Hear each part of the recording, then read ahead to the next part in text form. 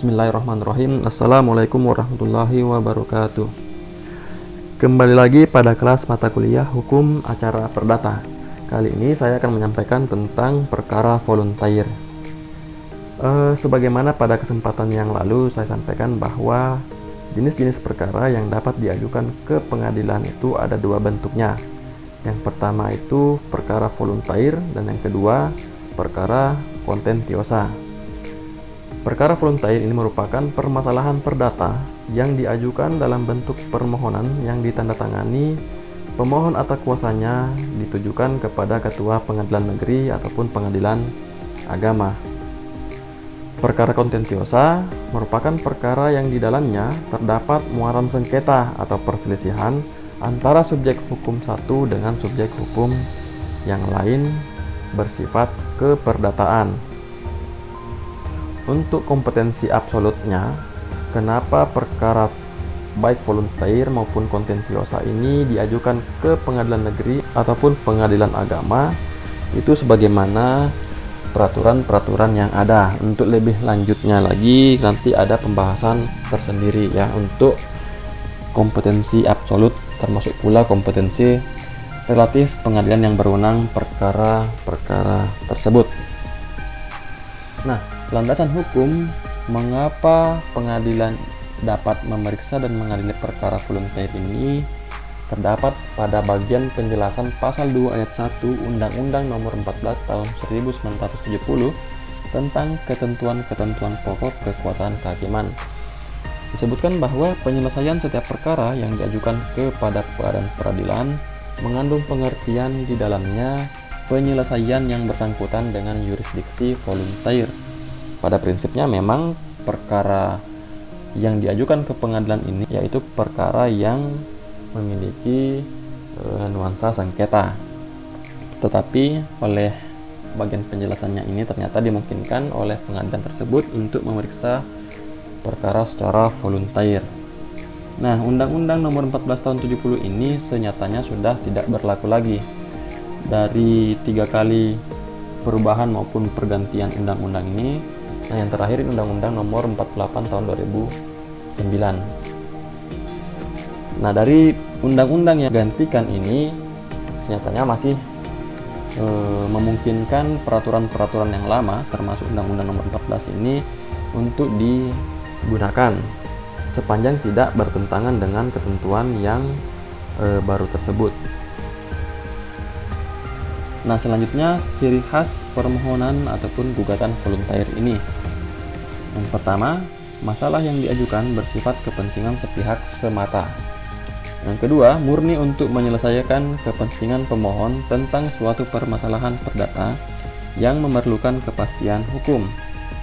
3. Permasalahan yang dimohonkan pada prinsipnya tanpa sengketa dengan pihak lain. Keempat, tidak ada orang lain atau pihak ketiga yang ditarik sebagai lawan. Dapat disimpulkan bahwa ini sifatnya satu pihak ya, tidak ada pihak lain. Sehingga pihak yang ada di dalam perkara permohonan ini disebut sebagai pihak pemohon, namun tidak ada termohon di sana ya. Kemudian apa saja jenis-jenis permohonan yang dapat diajukan ke pengadilan? Di sini saya bagi beberapa bidang ya. Yang pertama bidang hukum keluarga. Yang pertama misal permohonan tentang izin poligami. Yang kedua izin melangsungkan perkawinan tanpa izin orang tua. Nah, maksudnya ini ada seseorang yang ingin menikah tetapi tidak mendapatkan izin dari orang tuanya, maka ia dapat melakukan permohonan ke pengadilan agar ia dapat melangsungkan perkawinannya. Yang ketiga ada pencegahan perkawinan, kemudian ada dispensasi nikah, pembatalan perkawinan, penunjukan wali, pengangkatan anak, isbat nikah ya.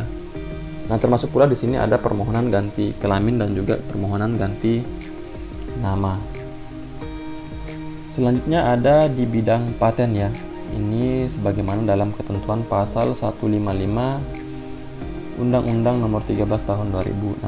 Ini berkenaan dengan permintaan pihak yang dirugikan karena pelaksanaan paten. Nah, ia dapat mengajukan permohonan ke pengadilan untuk menerbitkan surat penetapan sementara agar dilakukan pencegahan masuknya barang yang diduga melanggar paten dan atau hak yang berkaitan dengan paten. Nah, ini ada kira-kira ada 3 petitum lah ya untuk yang dalam bidang paten ini. Kemudian ada dalam bidang perlindungan konsumen. Nah, permohonan yang dimaksud di sini yaitu permohonan tentang penetapan eksekusi atas putusan Badan Penyelesaian Sengketa Konsumen atau BPSK. Ada pula dalam bidang larangan praktik monopoli dan persaingan usaha tidak sehat.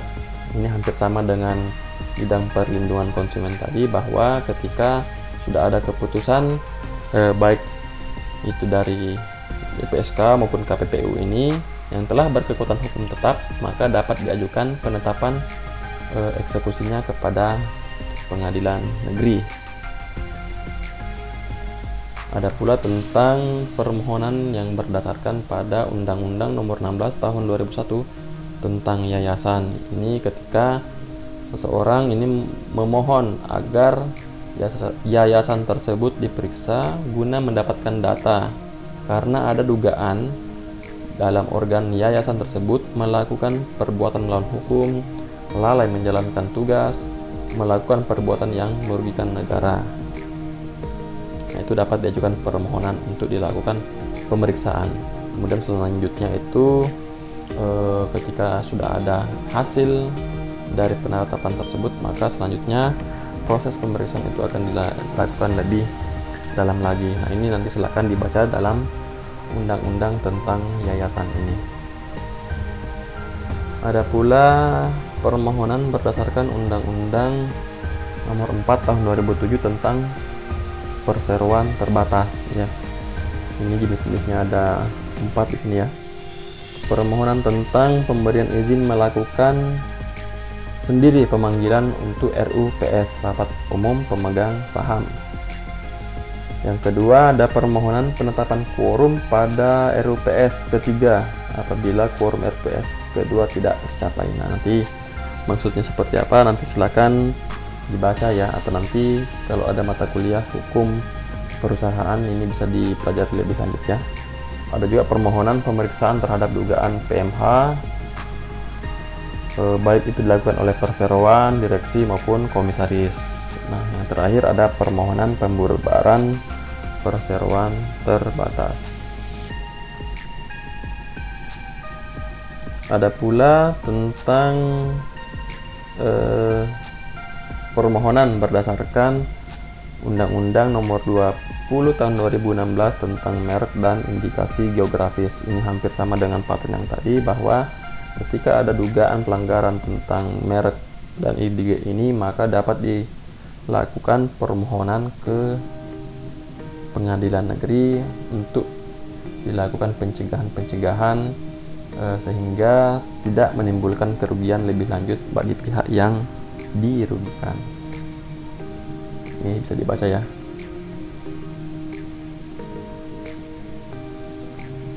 Nah, apa saja yang dapat disampaikan dalam petitum permohonan? Nah, cuma sebelum masuk ke petitum permohonan ini, bahwa di dalam permohonan volunteer ini format surat permohonannya itu hampir sama dengan gugatan ya. Nah, meskipun gugatan belum sempat saya bahas, bahwa di dalam permohonan ini komposisinya itu yang pertama itu adresat.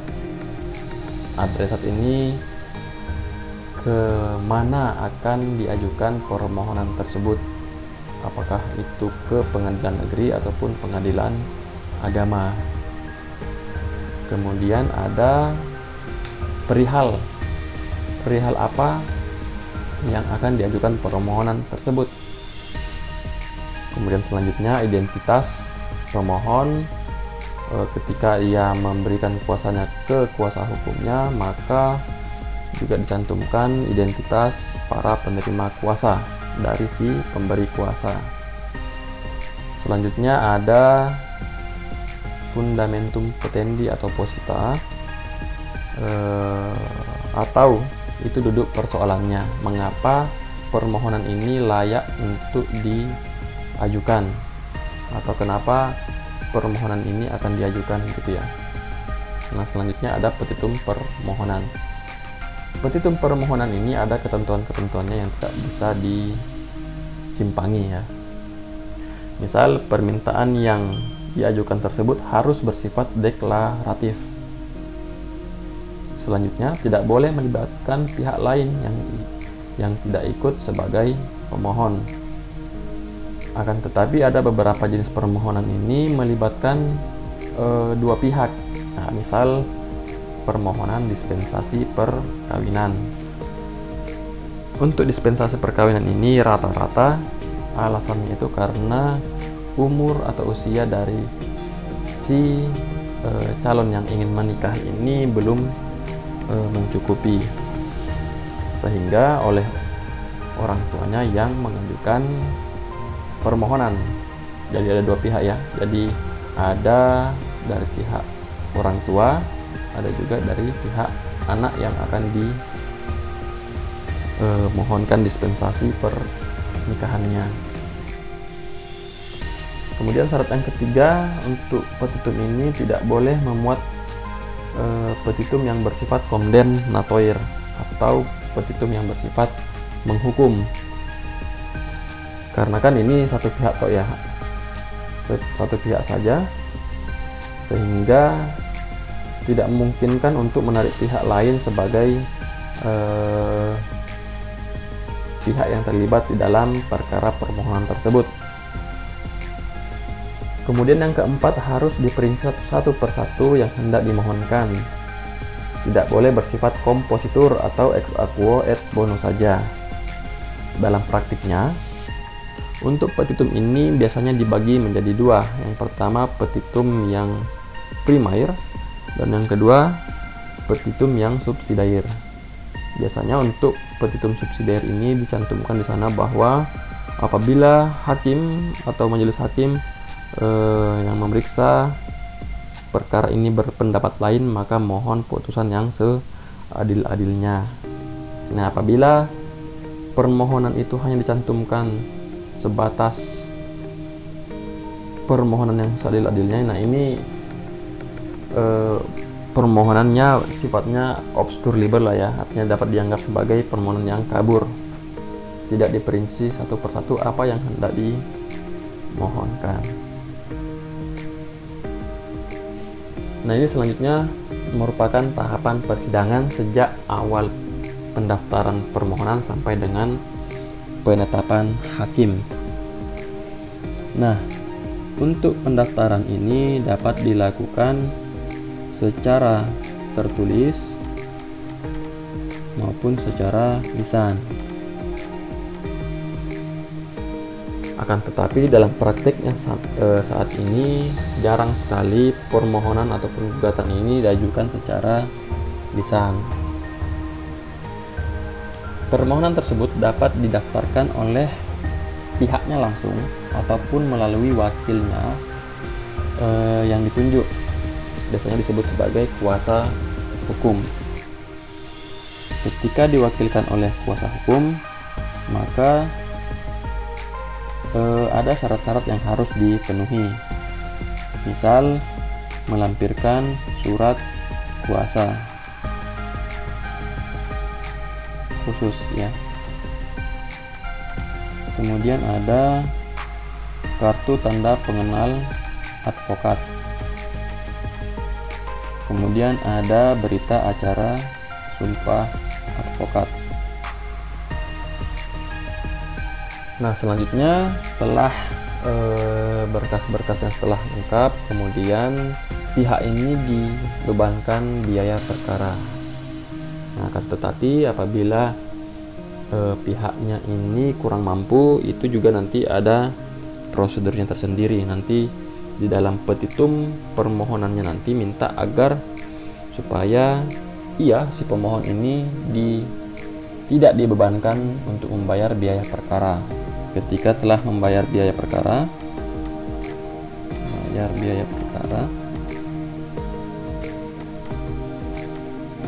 Maka kemudian perkara tersebut telah dilakukan register oleh bagian kepaniteraan perdata.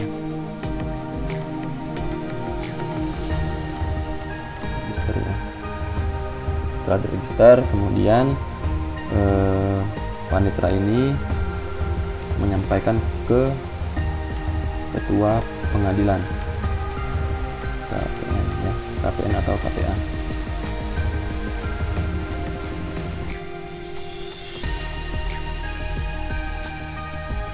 Setelah itu KPN ataupun KPA ini, ketua pengadilan ini, menunjuk hakim tunggal. Hakim tunggal yang akan nantinya memeriksa perkara itu. Hakim tunggal ini yang nantinya akan menentukan tanggal persidangan. Tanggal persidangan. Nah, setelah ada tanggal persidangan, maka pihak ini dipanggil oleh juru sita pengadilan.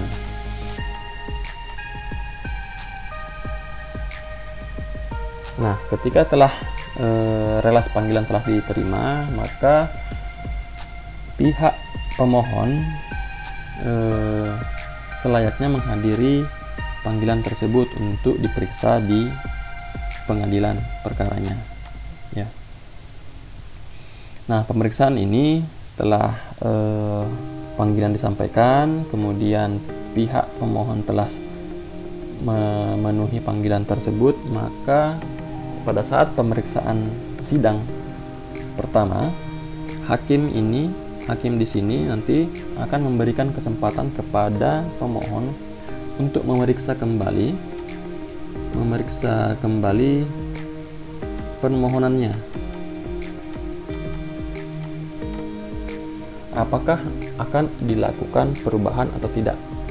Jadi masih dimungkinkan untuk melakukan perubahan. Mungkin ada yang salah ketik atau salah tanggal gitu ya di dalam berkas permohonannya. Selanjutnya, ketika tidak ada lagi perubahan, maka selanjutnya hakim memberikan kesempatan untuk menyampaikan alat-alat buktinya. Nah, alat-alat buktinya ya sebagaimana di dalam ketentuan yang ada gitu ya.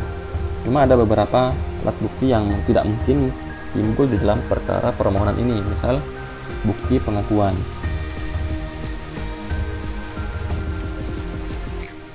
Bukti pengakuan ini tidak akan muncul karena pengakuan ini ada karena proses jawab jinawab.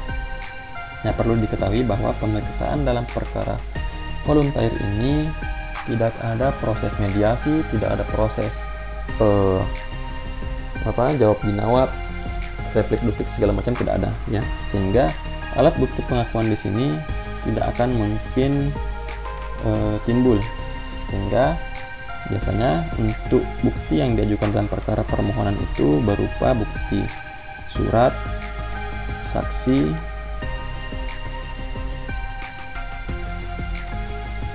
atau ahli ya, dan seterusnya. Setelah alat-alat bukti ini diajukan, maka selanjutnya hakim dapat mengambil kesimpulan melalui penetapannya ya. Nah, cuma untuk pemeriksaan di sini biasanya dilakukan sangat singkat ataupun cepat ya. Kalau memang para pihaknya telah siap dengan alat buktinya pada hari itu juga, maka acara pemeriksaan ini tidak akan berlangsung berlarut-larut. Sepanjang bukti oleh si pemohon ini telah lengkap, maka pemeriksaan akan berlangsung lancar gitu ya. Selanjutnya, ketika alat bukti sudah dianggap cukup oleh pemohon, maka selanjutnya hakim bertugas menilai apakah permohonan yang diajukan pada saat pendaftaran ini telah terbukti berdasarkan alat bukti yang diajukan. Apakah tidak bertentangan dengan undang-undang.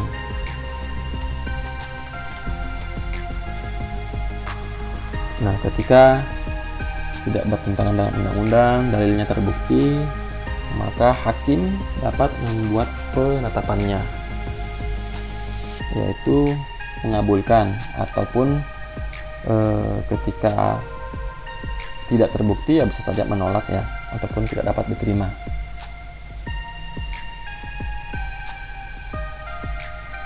Apabila proses pemeriksaan telah dianggap cukup oleh pemohon, maka selanjutnya hakim akan menjatuhkan putusan permohonan. Nah, bentuknya itu berbentuk penetapan. Dan selanjutnya, diktum yang ada dalam penetapan tersebut sifatnya deklaratur. Nah, ini selanjutnya saya akan menyampaikan atau menunjukkan contoh penetapan. Nah, ini saya ambil secara acak. Ini contoh perkara permohonan ganti nama. Kelihatan ya. Ini berada di Pengadilan Negeri Denpasar ya.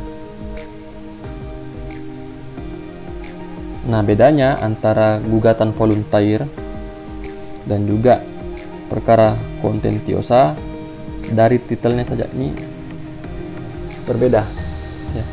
Kalau untuk kontentiosa di sini bukan penetapan tetapi putusan. Di sini kalau kontentiosa bukan PDTP tetapi PDTG, gugatan.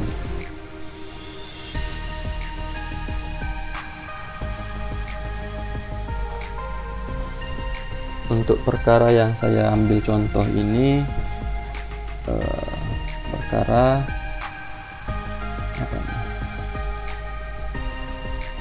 penggantian nama. Ini menambahkan sih sebenarnya ya, yang awalnya Verly Ningsi ingin ditambah menjadi Nyoman, ada Nyoman ya, dan seterusnya.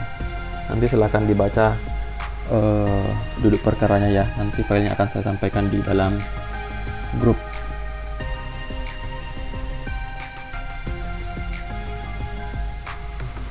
Kemudian kita langsung ke amar putusannya. Nah, ini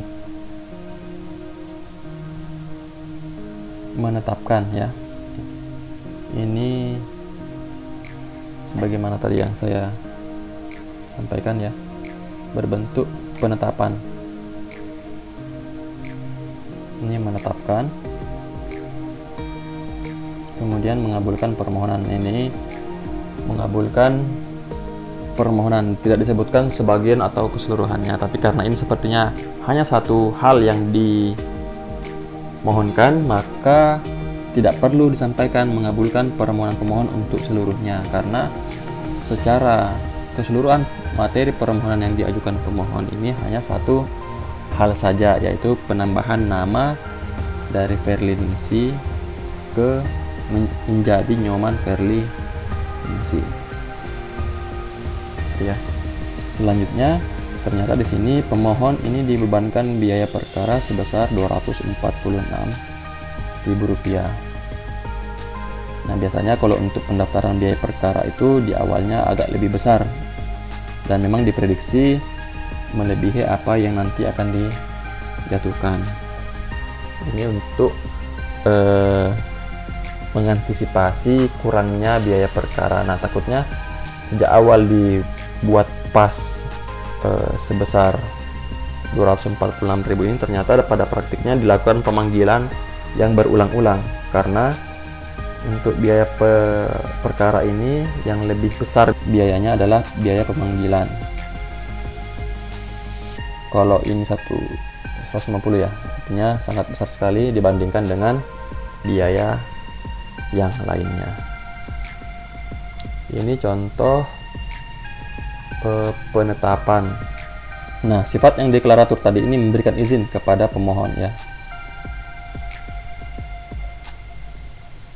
memberikan izin kepada pemohon.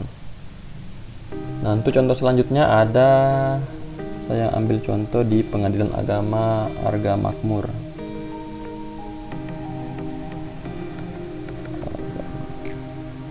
Arga Makmur ini perkara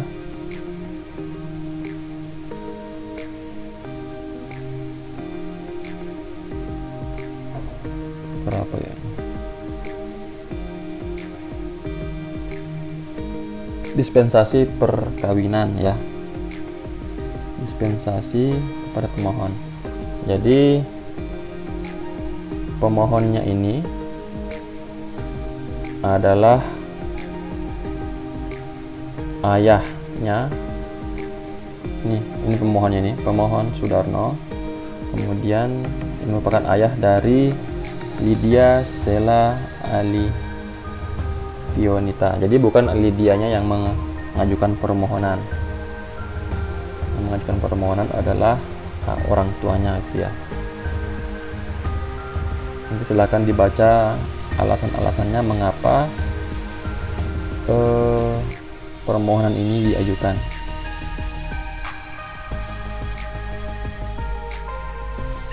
Untuk amar penetapannya ternyata dikabulkan ya permohonannya. Kemudian ini diktum deklaratoirnya, memberikan dispensasi. Deklaratoir.